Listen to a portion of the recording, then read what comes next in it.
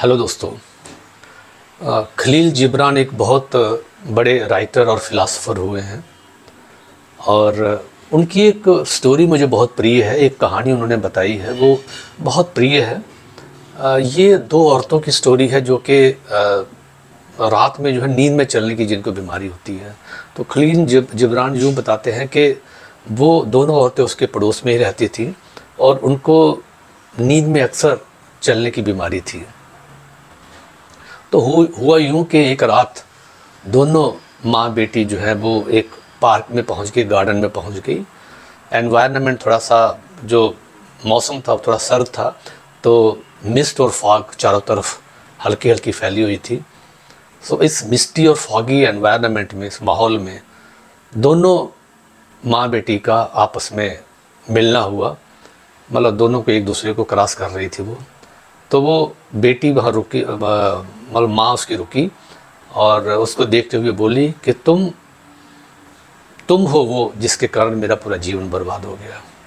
तूने मेरे खंडहर के ऊपर, मेरी इच्छाओं का, मेरी लाइफ के खंडहर के ऊपर अपनी जो एडिफाइस है, अपनी बिल्डिंग खड़ी की है।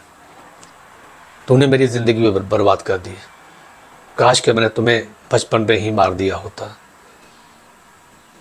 तो बेटी भी बोलती, वो भी अपनी कॉन्शियसनेस में नहीं थी, वो उसको बोलती है कि तुम एक घृणित औरत, ये पागल औरत, तुम्हारे कारण मैं अपनी फ्रीडम को प्राप्त नहीं कर पा रही हूँ। मुझे जो लाइफ में बनना है, जहाँ में मुझे जो फ्रीडम चाहिए, आज़ादी चाहिए, वो मुझे तुम्हारे कारण नहीं मिल रही है। तुम मेरी फ्रीडम के और मेरे बीच जो है तुम एक दीवार बन के खड़ी हो। काश के तुम ख़त्म हो जाती। तो ये दोनों स्टोरी चल रही है। तभी क्या होता है, सुबह 4-5 बजे के आसपास मुर्गा जो है बांग देता है, मुर्गे की आवाज़ आती है और इसका मतलब सुबह हो गई है। तो माँ उठ के बैठ जाती है और बेटी की तरफ देख के बोलती है, हेलो बेटी, हेलो, कैसी हो आप मेरी प्रिय, तुम कैसी हो, तुम यही हो?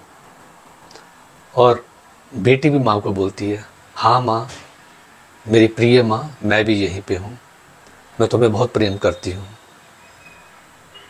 हम लोग की ज़िंदगी भी बिल्कुल ऐसी ही है। किसी भी ह्यूमन बीइंग को देख लीजिए, हम दो मखौटे पहन के घूमते हैं।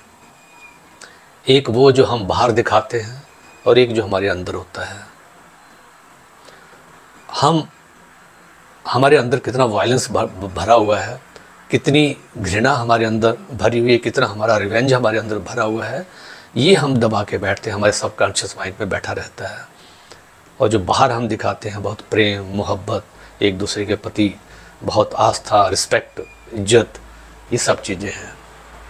तो आपको अगर लाइफ में आगे बढ़ना तो अपने उस मखौटे को पहचानिए। उस मखौटे को आपको उखाड़ के फेंकना पड़ेगा।